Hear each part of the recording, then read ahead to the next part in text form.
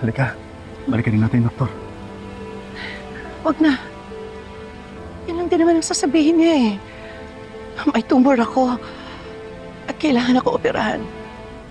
Gusto ko ng second opinion. Sige. Si Emin, yung pinsan ko. Isa siya sa top neurologist sa Davao. Pwede ko siya papuntahin dito. Telma, okay ka na ba? Since ayaw mo nang bumalik sa doktor, gusto mo umuwi na tayo para makapagpahinga ka? Ayoko pa umuwi. Manood tayo ng sine? Ha? Sine? Oo. Manood tayo ng sine. Tapos, mag-spa tayo. Kasi ang tagal ko na rin hindi nakapagpamasahe. Tapos magkape tayo. Sige, gawin natin yan. Ano, tara na. Nandun yung kotse. Sige.